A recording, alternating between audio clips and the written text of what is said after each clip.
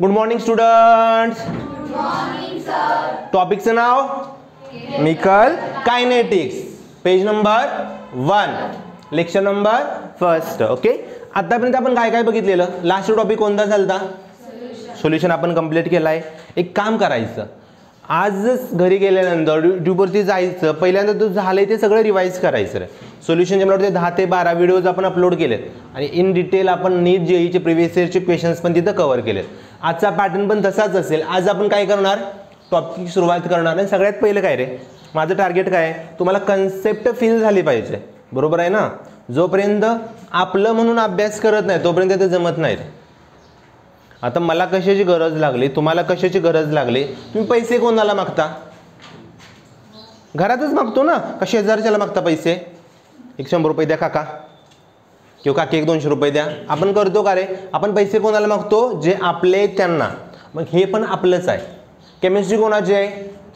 आपली. बरोबर ना. चालू करूया केमिकल कायनेटिक्स. आता एक काम करायचं बघा, या टॉपिकमध्ये नेमकं तुम्हाला करायचं आहे काय. पहिल्यांदा शब्द मी डिकोड करतो तो वाला. हेडिंग द्या तिथं पटकन. Chemical kinetics. कायनेटिक्स. या कायनेटिक्सचा कधी हे बघितले तुम्ही? कायनेटिक नावाचे शब्द कुठे ऐकले याच्या अगोदर? कायनेटिक, बरोबर आहे. कायनेटिक एनर्जी ऐकलाय शब्द. केमिकल कुठे ऐकलाय? कुठे ऐकलाय? केमिस्ट्रीमध्ये ऐकलाय ना. कोणी सांगितलंय? अरे मी सांगितलंय की रे, बरोबर ना. हा शब्द मी सांगितलाय, हा शब्द फिजिक्सच्या मॅडमनी किंवा सरांनी सांगितलाय तुम्हाला. Kinetic energy. केमिकल कळतं. केमिकल म्हणजे रसायन. लालमध्ये पिवळं टाकलं गुलाबी होतं, बरोबर ना. त्याला केमिकल म्हणतो. आणि कायनेटिक्स जर काही मोशनमध्ये पार्टिकल असतो त्यावेळी, म्हणजे फॉर एक्झाम्पल बघा, जर समजा एक धरण आहे, धरणामध्ये पाणी थांबलंय, डॅम बांधला पुढं मी. ओके, तर थांबलेल्या पाण्यामध्ये एनर्जी आहे का? कोणती एनर्जी? थांबलेल्या पोटेन्शियल. दार उघडले, पोटेन्शियल कायनेटिक. म्हणजे कळलं, पाणी मुवमेंट करायला लागलं, म्हणजे स्पीडमध्ये जो असतो ना पार्टिकल त्याची एनर्जी, व्हॅलोसिटीमध्ये असतो त्याची एनर्जी. मग आज हेच बघायचं आहे मला, रिॲक्शनची व्हॅलोसिटी, रिॲक्शनचा रेट बघायचा आहे. आणि यात न्यूमेरिकल येणार आहेत, सूत्र येणार आहेत तुमची सगळी. जर सूत्र असतील तर हा कोणत्या पार्टमध्ये येतो केमिस्ट्रीच्या? ऑर्गॅनिक, इनऑर्गॅनिक, फिजिकल, कशामध्ये येतो? अरे कशामध्ये येणार सांगा पटकन? फिजिकलमध्ये येणार, बरोबर आहे की नाही सांगा. मग आपण काय करूया, पटकन तिथे हेडिंग द्यायचं. हेडिंग द्या पटकन तिथं, केमिकल कायनेटिक्स. आता डिफाईन कसं करायचं बघा तिथं. काय करतो आपण याच्यामध्ये, तर इट इज ब्रँच ऑफ, कशाची ब्रँच आहे?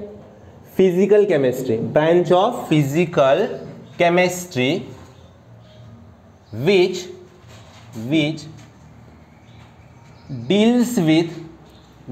deals with study of rate of reaction and factors affecting on rate. म्हणजे कळतंय का काय करायचं आहे? एक अशी ब्रँच आहे ज्याच्यामध्ये तुम्हाला पूर्णपणे रिॲक्शनच्या रेटचा अभ्यास करायचा. या पटकनात रे, चला फास्ट, लवकर यायचं. हा चौथा कुठं आहे? इथं लवकर बघून रे. झालं? ओके. आता पुढे याच्यामध्ये काय करायचं आहे बघा. याच्यामध्ये एक तर मला समजलं की मी टॉपिकमध्ये बघणार आहे काय, टॉपिकमध्ये तुम्हाला फक्त रिॲक्शनचा रेटच बघायचा. रेट काय असतो? रेट म्हणजे काय? रिॲक्शन समजा इथून सोडली, समजा हा एक पार्ट आहे रिॲक्शनचा. ओके, इथं हा ए असेल, बरोबर नाही सांगा. हा ब्लू आला, बरं ठीक आहे. हा कलर कोणता आहे रे? ब्लॅक. हा कोणता आहे? इकडं हा कलर, हा वाला ब्लू दिसतोय. आता रिॲक्शन इथून सोडली, याचं कन्व्हर्जन कशामध्ये होत चाललंय? इकडं ब्लू होतोय ना तो मार्कर. म्हणजे ही जी रिॲक्शन आहे याच्यामध्ये त्या रिॲक्शनचं स्पीड काय असेल, रेट काय असेल ते मला बघायचं. मग इथं काय केलं जातं, रिॲक्शनला कॅटेगराईज करतात डिपेंडिंग ऑन, लिहा तिथं पटकन, डिपेंडिंग ऑन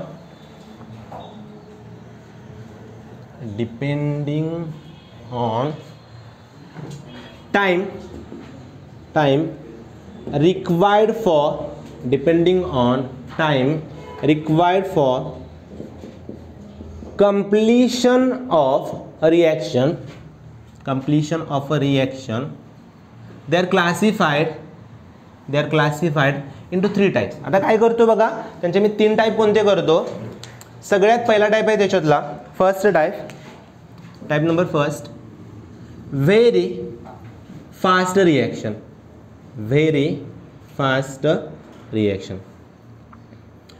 एवढं रिॲक्शनचं स्पीड असतंय मी बघेपर्यंत कंप्लीट झाले, म्हणजे फ्रॅक्शन ऑफ टाईममध्ये रिॲक्शन संपते. मग तुम्ही मला सांगा, अशी एखादी रिॲक्शन आहे जी काय करते रे, reaction which takes place within a fraction of time. म्हणजे डोक्यात जाते का बघा तुमच्या, तुम्ही बघेपर्यंत रिॲक्शन कंप्लीट झाली. अशा रिॲक्शनसाठी स्टडी करू शकतोय काय, पॉसिबल आहे स्टडी करायचं. अरे जास्त कशाला, एखाद्या बाईकवरून एखादा फास्ट गेला तर आपल्याला कळत नाही कोण आणि कसा गेला तो. इथे रिॲक्शन आहे, फ्रॅक्शन म्हणजे कळतं बघेपर्यंत संपली रिॲक्शन. मग अशा कोणत्या रिॲक्शन आहेत की ज्या फ्रॅक्शन मध्ये समजा, त्याचं एक्झाम्पल बघा, फॉर एक्झाम्पल आयोनिक रिॲक्शनचा अर्थ असतो तिथे आयन तयार होतात रे, आणि जर आयन बनले तर पटकन रिप्लेस करतात. For example reaction which means silver nitrate, त्याचा फॉर्म्युला काय असतो, AgNO3 प्लस सोडियम क्लोराइडचा फॉर्म्युला, आणि मोठ्याने काय फॉर्म्युला असतो रे, NaCl. ओके, प्लस हा झाला NaCl. आता इथे चेक करा आयन्स कोणते दिसते ते बघा बरं पटकन. आयन्स कोणते दिसतात इथं, कोणते आयन आहेत पहिल्यामध्ये, Ag+NO3 मायनस, इथं Na+Cl मायनस. कळतंय सगळ्यांना. आता इथं काय दिसलं, 2 पेन आहेत बघा. Ag ची एक जोडी कशा बरोबर आहे, NO3 बरोबर. सोडियमची जोडी कोणा बरोबर आहे, क्लोरीन. 2 जोड्या उभ्या आहेत तिथं. त्या जोडीमध्ये काय दिसतंय, या पार्टनरला दिसलं की शेजारी क्लोरीन. हा काय म्हणतो, तुझ्यापेक्षा हा माझ्यासाठी बेटर आहे, तो लगेच त्याला खो घालतो, सोडून देतो. कळते काय करायचं. मग Ag कोणाला पकडेल, Cl ला. Na कोणाला पकडेल, NO3 ला. जी रिएक्शन कशी झाली बघा, इथं तयार काय झालं ते तुमचं, इथं बनलं AgCl plus NaNO3. He reaction within a fraction of time खूप फास्ट होते रे, मी बघेपर्यंत कंप्लीट झाले. म्हणजे समजा मी काय करतो, रिएक्शन बीकर मध्ये चालू करायला बसलो, म्हणजे ठीक आहे स्पीड मोजायचं, टिक वाजवायची, रिएक्शन संपते. कसं मोजायचं त्याचं स्पीड, फ्रॅक्शन कळतो, त्या सेकंदाचा पण खूप कमी भाग आहे, एवढ्या स्पीडने रिएक्शन होतात. म्हणजे बाटलीमध्ये जर वरून तुम्ही हे ऍड केलं, समजा सोडियम क्लोराइड ऍड केलं, सिल्वर नायट्रेटचा, पटकन व्हाईट कलरचा प्रेसिपिटेट तयार होते. मग अवघड आहे नाही सांगा. अशा रिएक्शनचा तुम्ही अभ्यास करणार आहे का, करणार अभ्यास रिएक्शनचा बघेपर्यंत होते. आता स्टडी करायला थांबली तर पाहिजे ना जरा.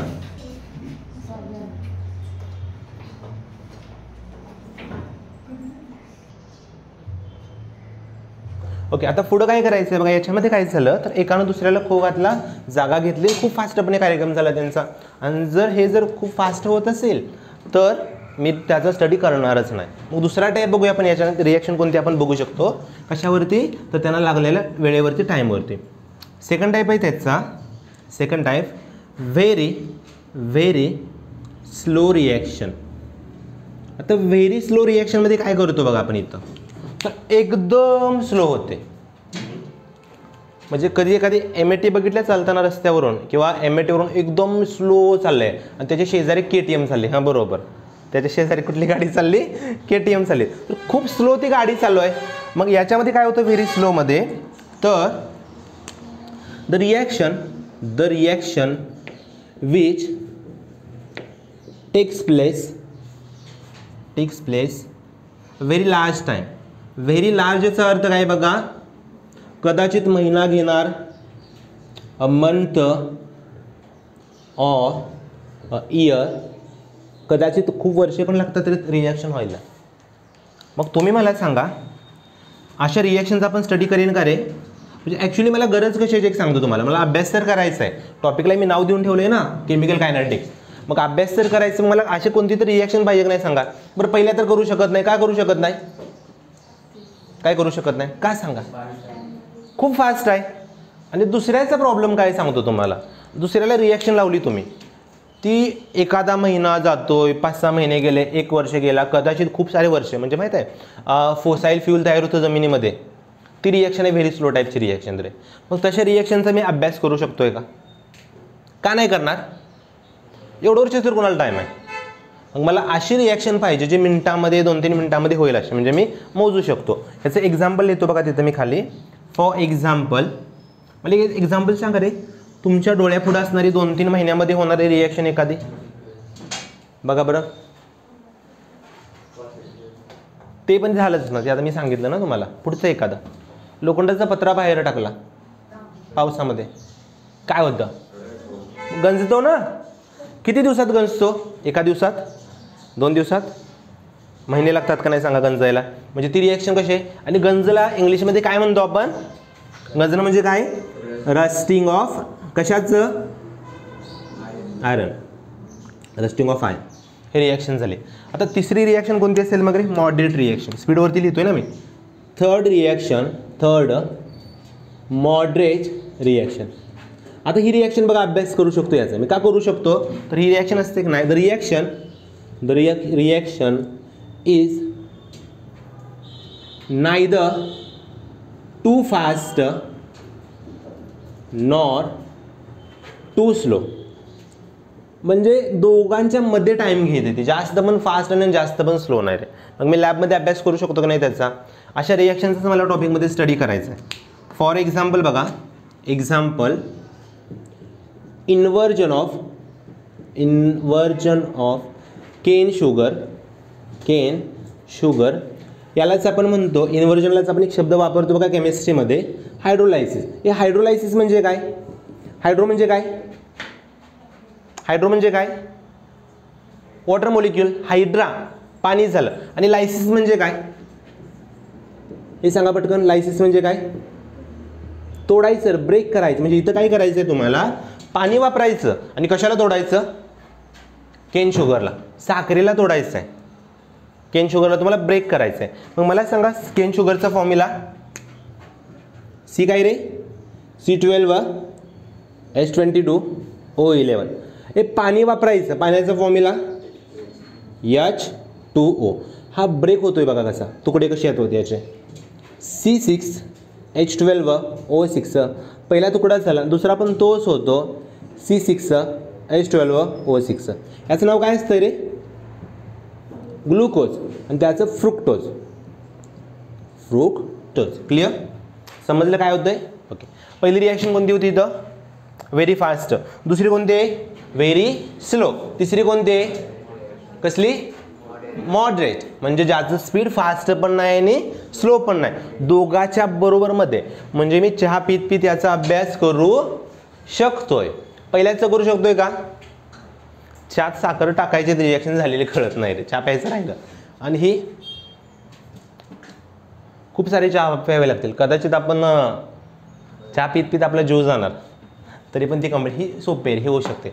आता पुढं काय केले बघा, त्याच्या पुढं त्यांनी हा पहिला क्लास कशावरती होता? टाईमवरती होता. दुसरा टाईप करतात ते second type of reaction, depending on steps involved in reaction. रिॲक्शनमध्ये किती स्टेप्स होतात? पहिली रिॲक्शन आहे त्याच्यामध्ये फर्स्ट इलिमेंटरी रिॲक्शन. इलिमेंटरीचा अर्थ एकच स्टेप असते, फक्त काय लिहूया पुढे आपण इथं? ऑनली सिंगल स्टेप, एका स्टेपमध्ये कंप्लीट झाले. आणि दुसरी रिॲक्शन सेकंडवाली रिॲक्शन. बरं एक मला सांगा, तुम्ही आत्तापर्यंत अशी कोणती रिॲक्शन बघितल्या ऑर्गॅनिकमध्ये जी एका स्टेपमध्ये कंप्लीट होते किंवा 2 स्टेपमध्ये होते? आठवते का? बघा थोडं डोक्याला ताण द्या. हां, SN1 आणि SN2. SN2 किती स्टेपमध्ये होते बघा बरं? सिंगल स्टेप होते. आणि SN1 2. SN1 मध्ये काय व्हायचं? जनरेशन ऑफ कार्बोकटायन पहिली स्टेप होती. आणि दुसरं काय होतं? Attack of न्यूक्लिओफाइल. 2 स्टेप झाल्या. आणि SN2 मध्ये काय होतं? हा समजा न्यूक्लिओफाइल आहे, ओके, असा. सॉरी, हा काय झाला तुमचा? सबस्ट्रेट झाला, अल्काइल हॅलाइड झाला. हा इकडून आला. एकाच वेळी ब्रेकिंग आणि मेकिंग होतंय ना तिथं. आता इथं काय करूया? इलिमेंटरीला मी एक्झाम्पल देतो. फॉर एक्झाम्पल एक्स्ट्रा मी ॲड करतोय तो कंटेंट आहे SN2 रिॲक्शन. आठवतंय का रिॲक्शन होती कोणाला? अरे आठवतंय का? काय घ्यायचो बघा याच्यामध्ये मी एक बस घ्यायचो. बस गाडी होती ना, त्या बसमध्ये गर्दी कमी आहे, एकदम मोकळी बस आहे, रिकामी बस आहे, 3 हायड्रोजन, म्हणजे अजिबातच गर्दी नाही. ड्रायव्हर, कंडक्टर आणि तुम्ही आणि एखादा कोणतरी पॅसेंजर असेल. आता तुम्ही आरामात आतमध्ये जाताय, कुठं पण बसू शकताय ना, फक्त ड्रायव्हरच्या सीटवर बसा. ड्रायव्हर म्हणजे क्लोरीन आहे, ड्रायव्हरच्या सीटवर बसून चालेल का रे? मग इथं काय झालं, इथं तुमचा होता सोडियम हायड्रॉक्साईड NaOH. इथं तयार काय व्हायचं CH3. खो कोण घालायचं कोणाला? मिथाईलला खो कोण घालतंय इथं? अरे खो कोण घालतंय सांगा पटकन. Cl ला खो कोण घालतंय? OH, म्हणजे तयार झालं. आणि प्लस सांगा काय राहतंय? NaCl. NaCl बाहेर पडले त्याच्यातनं, बरोबर. आता पुढं काय करतोय बघा, ही एलिमेंटरी रिॲक्शन झाली. दुसरी रिॲक्शन असते तुमच्याकडे कॉम्प्लेक्स रिॲक्शन. Complex reaction. कॉम्प्लेक्समध्ये काय होतं, एका स्टेपमध्ये होत नाही, मोर दॅन 1 स्टेप. आणि एक तुम्हाला याच्यामध्ये पण सांगतो आता, त्यावेळी पण मी बोललेलो तुम्हाला हॅलोल्केन्समध्ये. इथं काय होतं रे, नोट आपण इथे ॲड करतो अगोदर. जी स्लोवेस्ट स्टेप असते त्याच्यामध्ये मी रिॲक्शनचा रेट ठरवतो. कोणत्या स्टेपमध्ये ठरवतो?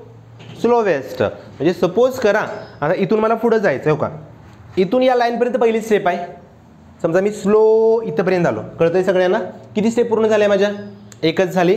आणि पटकन पुढं गेलो, किती स्टेप झाल्या आता? एक आणि ही एक, किती झाल्या? 2 झाल्या. मग मला सांगा या दोन्हीमध्ये स्लोवेस्ट कोणती होती? कोणती होती सांगा? पहिले. म्हणजे इथून स्लो गेलो ना, म्हणजे तुम्हाला जर विचारलं कोणत्या मोशनमध्ये तुम्ही माझा अभ्यास इझिली करू शकता, मी पटकन आलो असं, कोणत्या करू शकता? पहिल्यामध्ये. का तर तुम्ही प्रॉपरली माझ्यावरती फोकस करू शकताय ना. मग याच्यामध्ये कॉम्प्लेक्समध्ये एक नोट मी ॲड करतो इथं छोटीशी. The slowest step is RDS. R for rate, D for determining आणि S फॉर स्टेप. परत सांगा RDS म्हणजे काय? Rate determining step. मला रेट ठरवायचं आहे त्याचा, डिटरमाइनिंग स्टेप. एक पायरी तयार झाली बघा तिथं. नाही एक्झाम्पल सांगा एखादं याचं 2 स्टेपवालं, कोणतं पण सांगा. ह्याचं काय सांगितलं मी वरचं? हे बोला पटकन. SN2. याचं काय असेल? काय SN1? कारण सर SN1 कितीमध्ये होते रे? 1 2 मध्ये होते. स्टेप फर्स्ट काय होती SN1 ची? आठवतोय कोणाला? इथंच लिहितो बघा एक्झाम्पलमध्ये. फॉर एक्झाम्पल सांगा पटकन मला. SN1 रिॲक्शन ना, SN1 रिॲक्शन 2 स्टेप होत्या. पहिली स्टेप आठवते कोणाला? काय होती हो? काय असं काय होतं बघा, CH3. इथं बस रिकामी का गच्च भरले रे? गच्च भरले. मी शिकवले तुम्हाला, आठवते का बघा? पूर्ण दरवाजापर्यंत बस गच्च भरले, तरी पण तुम्हाला घरी जायचं आहे, कारण गावातली जाणारी शेवटची बस आहे. तुम्ही काय करणार? टपाव बसायचं नाही, फक्त पाऊस चालू आहे बाहेर, आता पावसाचे दिवस आहेत ना. काय करणार रे? दरवाजा उघडणार, बाहेर जो पॅसेंजर लोकगळतोय त्याला काय करायचं? ओढायचं आणि फेकून द्यायचं. आणि त्याच्या जागी तो उठायच्या अगोदर बसायचं, नाही तो उठला की परत तुम्हाला मार. मग इथं काय करताय बघा, हा तुमची भरलेली बस झाली. इथं तुम्ही समजा शेजारी तुम्ही आला, तुम्ही म्हणजे न्यूक्लिओफाईल, तोच घेतला मी NaOH आणि तयार झालं तर इथं CH3. आता दोन्ही स्टेप मी इथं एकत्र लिहितो बरं का समजण्यासाठी. इथं काय झालं तर बघा, पहिल्या स्टेपमध्ये कार्बोकटाईन तयार व्हायचं आणि स्लो स्टेप होती रे, स्लो. कार्बोकटाईन कसा तयार झाला? CH3 वरती CH3 आणि शेजारी पण CH3, एक प्लेनर कार्बोकटाईन बनलेला. इथं प्लस आला तुमचा, आला का प्लस? स्टेप फर्स्ट झाली. सेकंड स्टेप काय होती? Attack of nucleophile. तर तुमचा प्रोडक्ट तयार झाला. आता स्टिरिओकेमिस्ट्री वगैरे मी काही तर बघत बसणार नाही, मला फक्त तुम्हाला एक्झाम्पल आणि माझी कन्सेप्ट फक्त मला इथं क्लिअर करायचे. आता पटकन बोलायचं, दोघांमध्ये RDS कोण आहे? दोन्ही पण का? पहिली कारण ती कशी आहे रे? स्लो आहे. या दोघांमध्ये स्टेप फर्स्ट आणि स्टेप सेकंड, ही वाली स्लो, ही झाली तुमची रेट. बघा तिथे लिहितो मी साईडला, रेट डिटरमाइनिंग स्टेप. क्लिअर? समजते का सगळ्यांना काय करतोय? ओके, एक काम करा, व्हिडिओ पॉज करायचं इथं आणि पटकन याचा स्क्रीनशॉट घ्यायचा. हां ठीक. आता काय करायचं आहे बघा, इथंपर्यंत सगळ्यांना क्लिअर आहे. आपण काय करतोय तर 3 स्टेपमध्ये मी एक रिॲक्शन कंप्लीट केली. आता पुढं काय करायचं आहे, जर मला समजलं की त्याचं स्पीड काय करायचं आहे मला, त्याच्या रेटवरती मी काय करतोय रे, रिॲक्शनला ठरवतोय. मग बाईकचा जाणारा रेट वेगळा, एखादी गाडी चालली असेल ना तर त्याचा रेट वेगळा. हे रिॲक्शनचा आणि तुमच्या गाडीचा रेट सेमच असेल का रे? गाडीमध्ये काय होतंय, आपण रेग्युलरली बघू शकतोय, मोजू शकतोय, पण रिॲक्शनचं टायमिंग आहे ते आपण गाडीसारखं मीटरपासून थोडीच मोजायचं आहे. मला काय करावं लागेल, इथं पहिल्यांदा डिफाईन केलं पाहिजे रेट म्हणजे काय. मग पटकन पुढे हेडिंग दे त्याच्या, रेट ऑफ रिॲक्शन. ला तिथं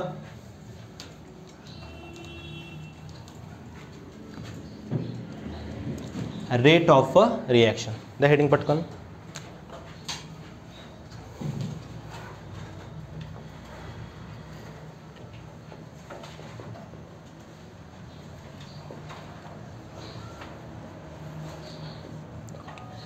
आता रिॲक्शन एखादी कंप्लीट होते. रिॲक्शन होते म्हणजे नेमकं काय होतं रे, हा कोण होता मगाशी, हा कलर कोणता आहे रे, ब्लॅक कलर. हा कोणता आहे, ब्लू कलर आहे. आता ब्लॅकमधून कुठं चाललाय हा वाला रे, ब्लूकडे चाललाय. बरोबर नाही सांगा, ब्लॅकमधून ब्लूकडे चाललाय हा वाला. तर इथं याच्यामध्ये काय होतंय, हा कलर चेंज होताना काहीतर प्रोसिजर होते, काहीतर तो रस्ता चालतोय. मग इथं पण तेच करायचं आहे तुम्हाला रिॲक्शनच्या रेटमध्ये. काय करतो बघा इथं, तर it is change in concentration किंवा इन गिवन टाइम करा, इन गिवन टाइम. आता एक समजा मी सोपं एक्झाम्पल घेतलं, कोणता पण एक रिॲक्टंट आर नावाचा घेतला. इथं काय होतं बघा, याच्यामध्ये हा झाला आर आणि आरचं पुढे तयार काय होतं रे, रिॲक्टंटसाठी आर. प्रोडक्टसाठी काय घ्यायचं, काय घेतलं समजा प्रोडक्टसाठी, हां ठीक आहे बदलतो, प्रोडक्टसाठी काय घेतलं, पी घेतलं. मग मला तुम्ही सांगा, त्या आरचं पी होताना कॉन्सन्ट्रेशन कोणाचं वाढणार आणि कोणाचं कमी होणार. इथं आर म्हणजे कोण आहे, तुमचा रिॲक्टंट आहे. पी म्हणजे कोण आहे, प्रोडक्ट आहे. समजा तुम्ही चहा तयार करताय, ओके, सुरुवातीलाच तो गोड लागतो का रे. एक चमचा समजा मी साखर घेतली एका कपासाठी आणि त्या कपामध्ये साखर टाकले, पहिल्यांदा लगेच गोड लागतो तो टाकल्या साखर. काय होतं, सुरुवातीला पाण्यामध्ये समजा शुगर पडली आणि शुगर स्लोली डिझॉल्व्ह होते. म्हणजे जसजशी शुगर डिझॉल्व्ह होते तसा तो कुठं चाललाय, प्रोडक्टकडे चाललाय. मग सुरुवातीला दोघांमध्ये कॉन्सन्ट्रेशन जास्त कोणाचं असेल, रिॲक्टंट असेल का प्रोडक्टच असेल, अरे रिॲक्टंटच असेल ना. म्हणजे समजा सुरुवातीला मी पाणी घेतलं आणि साखर घेतली, जास्त साखरच आहे ना तिथं, पुढे जाईल तसं साखर विरघळते. म्हणजे सुरुवातीला काय झालं, या रिॲक्टंटचं कॉन्सन्ट्रेशन जास्त आहे. म्हणजे तो होतं काय बघा, लिहिताना कसं लिहायचं, हा कमी होतोय, ह्याला मी म्हणणार कन्झप्शन आणि तयार होते त्याला म्हणायचं फॉर्मेशन. म्हणजे इथं काय झालं याच्यामध्ये, तर rate of formation of P, formation किंवा ह्यालाच म्हणतात केमिस्ट्रीमध्ये एनसीईआरटीमध्ये तो वर्ड वापरला आहे, रेट ऑफ ॲपिअरन्स. आणि दुसरा असतो रेट ऑफ, कमी कोण होते तिथं, रेट ऑफ कन्झम्पशन, त्यालाच म्हणतात केमिस्ट्रीमध्ये स्लॅश करतो मी डिस ॲपिअरन्स रे.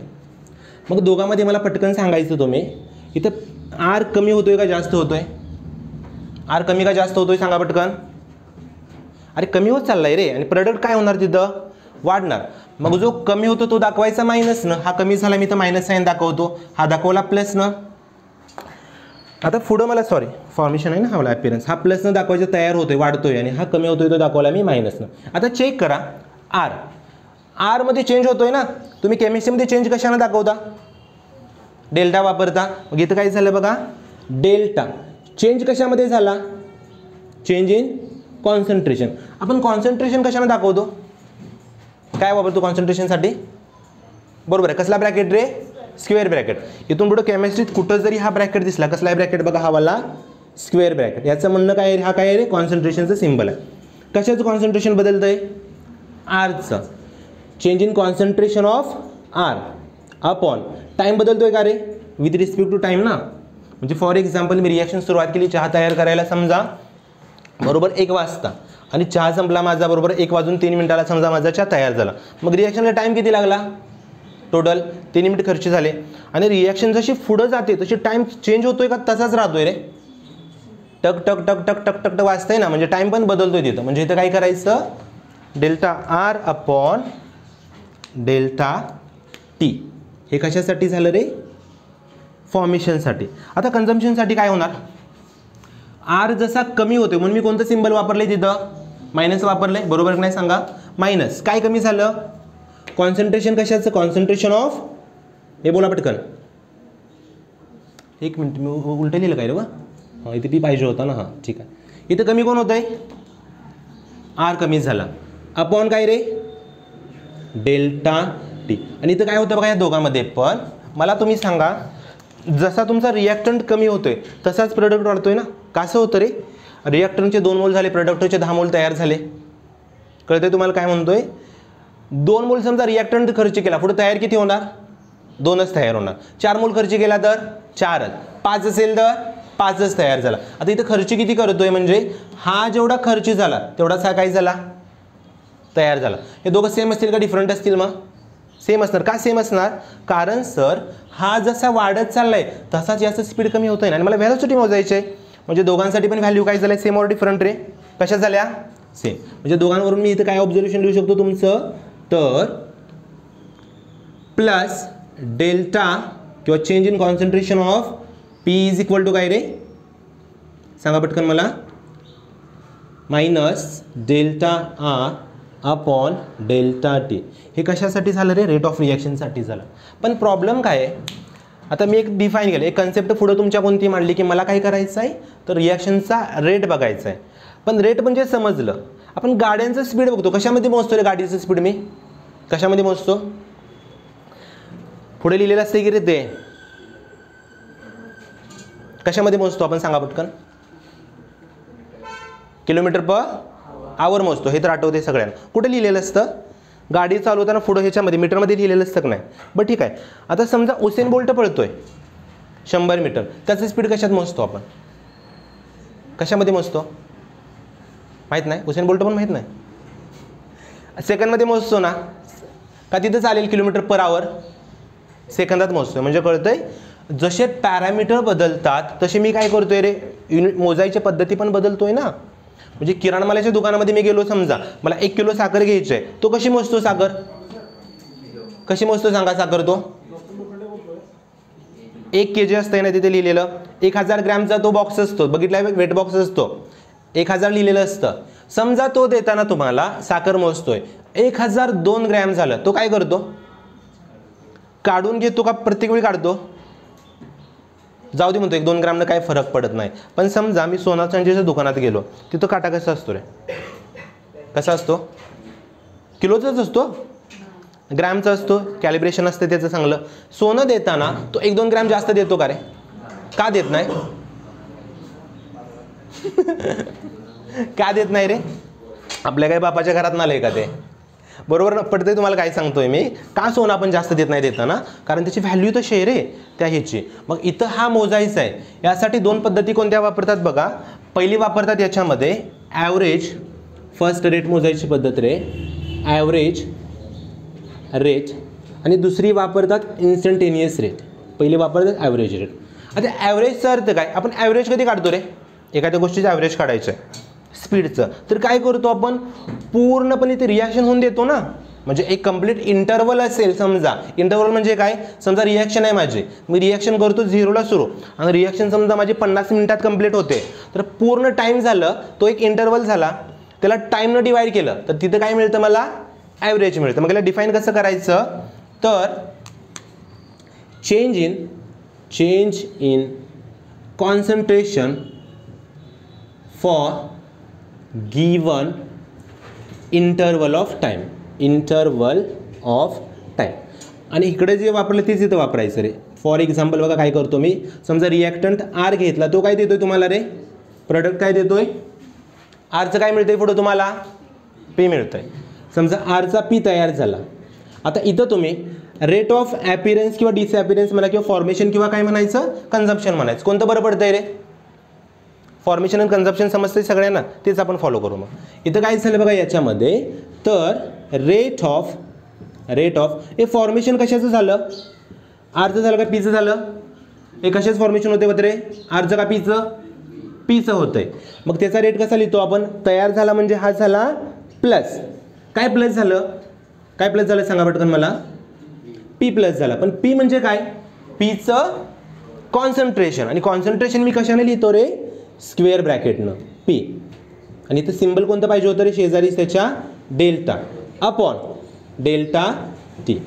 पुढं काय लिहायचं त्याच्या खाली, रेट ऑफ, कशाचा रेट रे, कन्झम्पशन.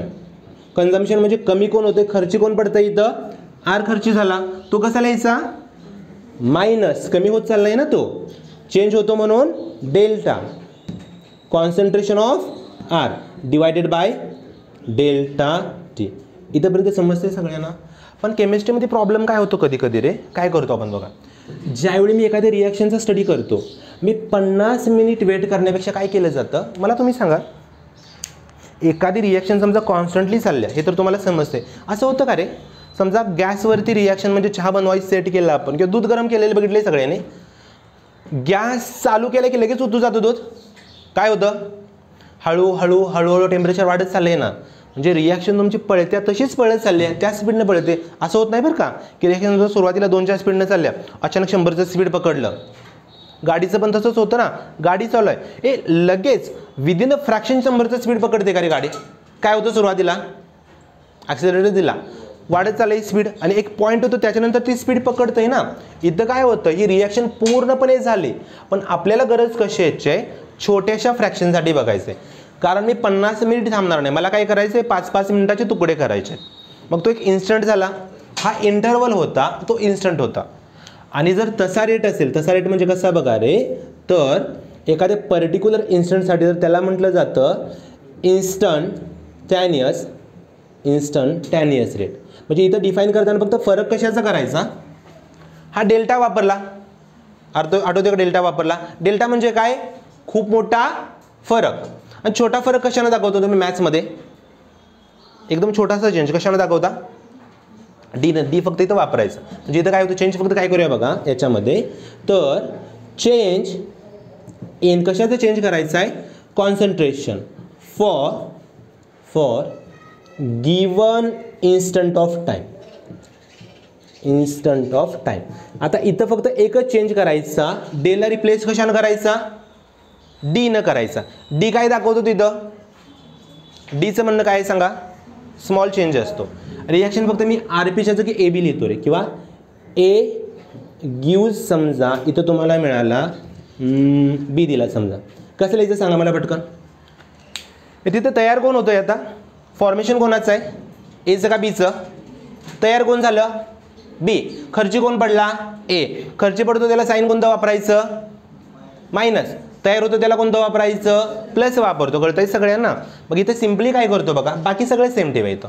हां सांगा पटकन मला, रेट ऑफ फॉर्मेशन कशाचं होतं आहे, फॉर्मेशन काय होणार सांगा पटकन मला, पटकन सांगा, प्लस, आता डी वापरा, D into concentration of B upon काय रे, डेल्टा काढायचं काय डी टी लिहायचं, कारण टाईम पण आता कमी झालं ना.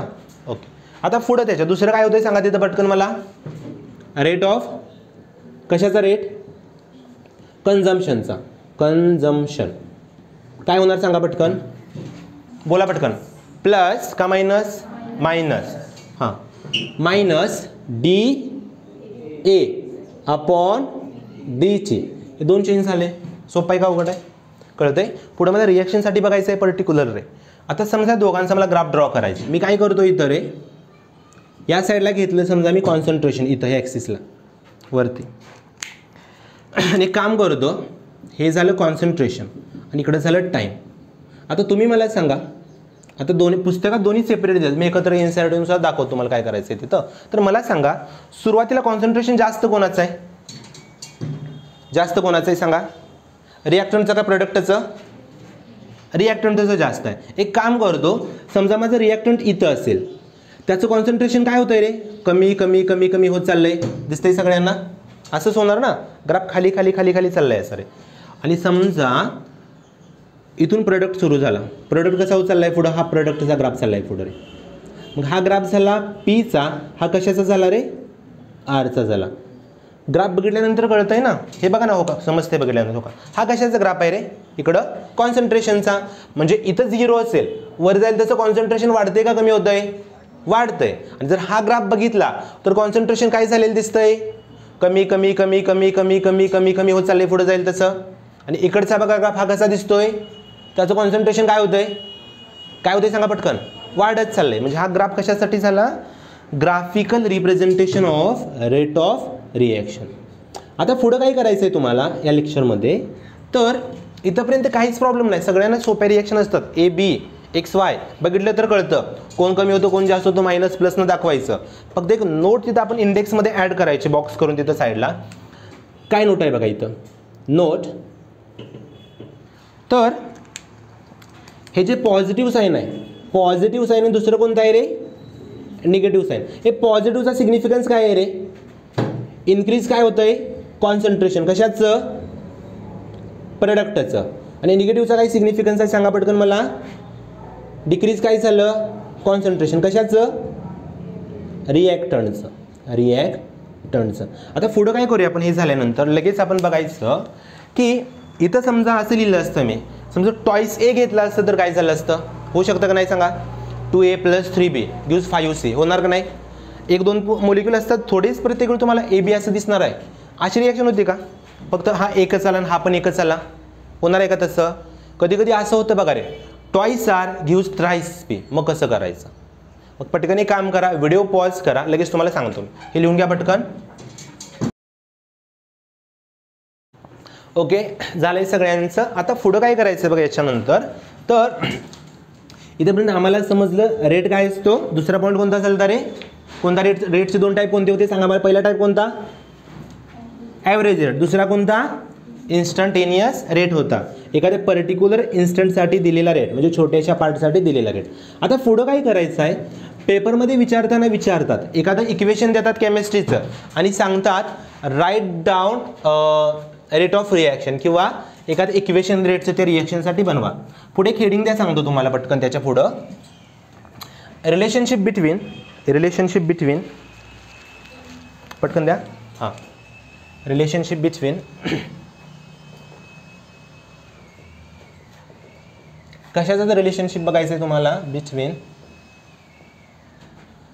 रेट ऑफ रिॲक्शन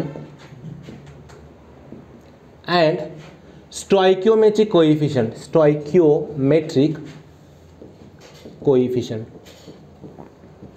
आता याच्यामध्ये काय करतो बघा आपण स्टॉइकियोमेट्रिक कोइफिशियंटमध्ये, हे पण सोपंच आहे. एखादी स्टॉइकियोमेट्रिक कोइफिशियंट म्हणजे काय, काय असतो तो रे, समजा एक रिॲक्शन लिहिली, रिॲक्शनमध्ये काय होतं आहे, तर पाच समजा 5 कप मी चहा बनवण्यासाठी 5 कप दूध घेतलं, सपोज करा 5 कप काय घेऊया, ठीक आहे चला हो का, 5 कप दूध, 2 कप समजा पाणी घेतलं. आता 5 आणि 2 ते आहे ते स्टॉइकियोमेट्रिक कोइफिशियंट आहे. म्हणजे कळतंय का, जो आकडा दिसतो ना तो आकडा म्हणजे त्याला म्हणायचं स्टॉइकियोमेट्रिक कोइफिशियंट. आता एक रिॲक्शन बघा इन जनरल, सपोज करूया thrice A gives twice P. आता मला पटकन सांगा याच्यामध्ये स्टॉइकियोमेट्रिक कोइफिशियंट कोण कोण आहे, कोण कोण आहे सांगा पटकन, हे बोला पटकन, आकडे सांगा रे. ए साठी कोणता आहे 3, इकडं कोण आहे पी साठी कोणता आहे 2 दिसतोय. आता दुसरं एक सांगायचं, ह्या दोघांमध्ये रेट वाढणार कोणाचा, किंवा तयार कोण होणार आहे इथं, ए का पी, हे तयार कोण होणार, पी तयार होणार, कमी कोण होणार, ए होणार. मायनस कोणासाठी वापरायचं, ए साठी, याच्यासाठी प्लस वापरायचं. आणि लिहायचं कसं बघा इथं, तर rate of reaction is equal to, हे दोघं सेमच असतात ना, यानं डिवाइड करायचं. म्हणजे कसं लिहायचं 1/3. पण साईन कोणतं पाहिजे इथं, कोणतं पाहिजे सांगा पटकन, मायनस पाहिजे.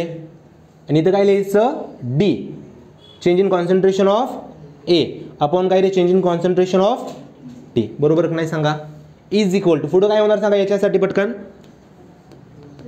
प्लस, हां आणि ह्यानं डिवाइड करायचं. म्हणजे काय होणार इथं 1/2 इंटू काय रे, D concentration of P upon काय रे, जी टी. कळतंय सगळ्यांना, असंच करतोय ना आपण. मायनस का केलं, तर इकडे बघा रे, परत सांगतो, हा एक कमी होतोय तो मायनसनं दाखवायचा, पुढचा काय दाखवायचा प्लसनं. का तो प्लसनं दाखवतो, कारण तो इन्क्रीज होत चाललाय.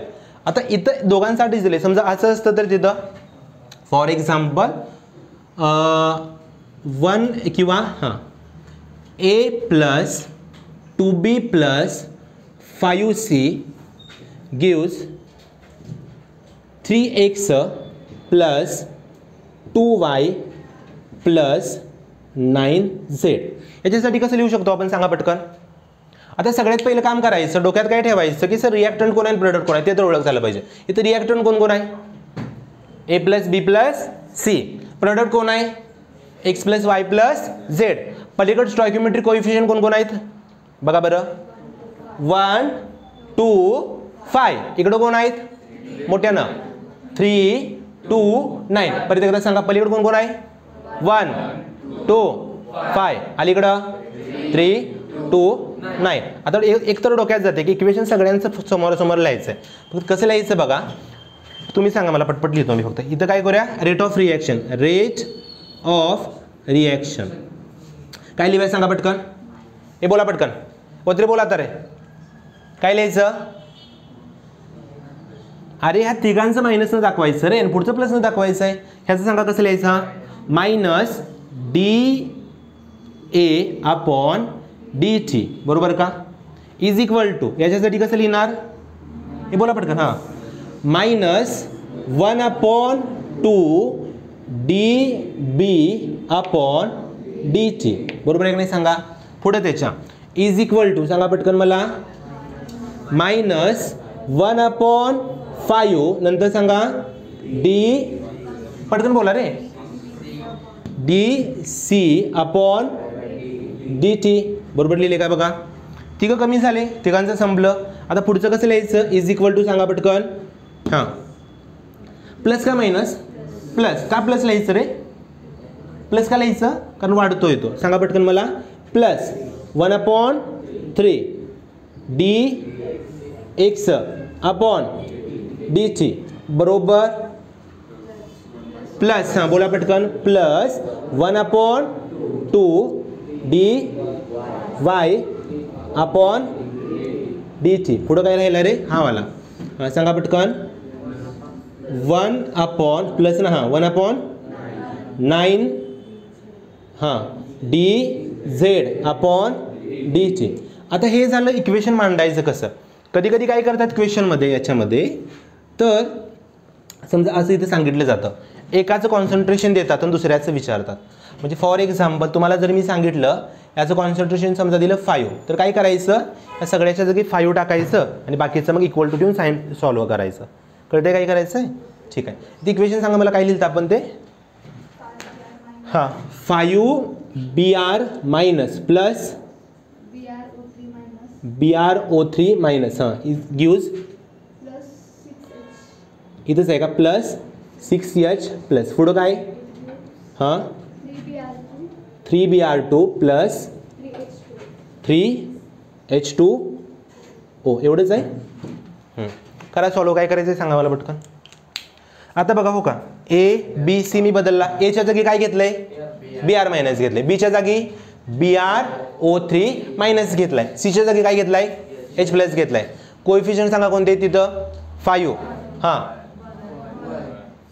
6. इथं सांगा 3 आणि 3 दोघं सेमच आहेत, हे का नाही सोपं. आता सांगा इक्वेशन कसं लिहायचं त्याचं, तुम्ही सांगा, लिहित जातो मी पुढं. हां, मायनस 1 अपॉन 5 पुढं डी साईन तसंच लिहायचं, हां BR minus upon D T हां इक्वल टू मायनस डायरेक्टली लिहा, हां मायनस डी BrO3 वरती काय रे, इथं मायनस होता, upon D T is equal to minus 1 upon 6 D H plus upon D T हां इज इक्वल टू प्लस, हां बोला पटकन सगळे, 1 अपॉन 3 ब्रॅकेटमध्ये कसं लिहायचं, डी सॉरी हां BR2 अपॉन डी टी आणि शेवटचं कसं लिहायचं हे वाला रे, plus 1 upon 3 DH2O upon D T. कळतंय सगळ्यांना काय करतोय आपण. आता मला एक एक्झाम्पल अजून इथं ॲड करतो मी. हे पहिलं झालं, दुसरं झालं, हे तिसरं, थर्ड झालं नाही तर चौथं. काय करतो बघा, समजा मला अमोनिया तयार करायचं आहे. अमोनियामध्ये काय करतो आपण, N2 प्लस H2 घेतो, तयार होतं NH3. रिॲक्शन बॅलन्स्ड आहे का बघा अगोदर, आहे बॅलन्स्ड. इकडे नायट्रोजन किती आहेत लेफ्टला, 2. पलीकडे किती आहेत, 3 कुठं, एकच आहेत ना, टॉईसनं मल्टिप्लाय करा. आता चेक करा काय प्रॉब्लेम झाला, झाले बॅलन्स. सांगा कसं लिहायचं. बरं हे तर समजले सगळ्यांना कमी जास्त कसं होतं. इथं रिॲक्टंट किती आहेत आता, 2 आहेत. प्रोडक्ट किती आहे, एकच आहे. रिॲक्टंट काय होणार, कमी होणार. प्रोडक्ट काय होणार, वाढणार. म्हणजे इथं काय झालं सांगा पटकन मला, हां बोला पटकन सगळे. Minus DN2 upon D. बरोबर काय लिहायचं, बोला पटकन. हां इज इक्वल टू -1/3. बरोबर आहे का. ओके. त्याच्यानंतर DH2 अपॉन डी. हां इक्वल टू प्लस 1/2. कॉन्सन्ट्रेशन कशाचं बदलतं आहे तिथं, सांगा पटकन. NH3चं अपॉन GT. ठीक आहे. व्हिडिओ पॉज करून पटकन लिहून घ्या रे, फास्ट थोडंसं लिहा. ओके झालं असेल सगळ्यांचं इथंपर्यंत. आता काय करायचं आहे, आज आपण व्हिडिओ इथंच थांबवूया, लेक्चर इथं स्टॉप करायचं. उद्याच्या लेक्चरला आलेले आपण ह्या झालेल्या कन्सेप्टवरचे 3 मी क्वेश्चन घेतो. 3 नीटचे किंवा JEEचे क्वेश्चन तुमचे मी इथं डिस्कस करतो. तोपर्यंत काय करायचं, मॅक्झिमम टाईम याचं प्रॅक्टिस करायचं. हे जे लिहिले ना आपण, हे मांडतोय हे आलंच पाहिजे रे. सोपं एवढं पण अवघड नाही रे, बघून छापायचं आहे फक्त. स्टॉइक्योमेट्रिकला खाली टाकायचं, डिवाइड करायचं आणि लिहित जायचं आहे असं. बाकी तर सगळं सेमच आहे. ठीक आहे, थांबूया इथंच आपण.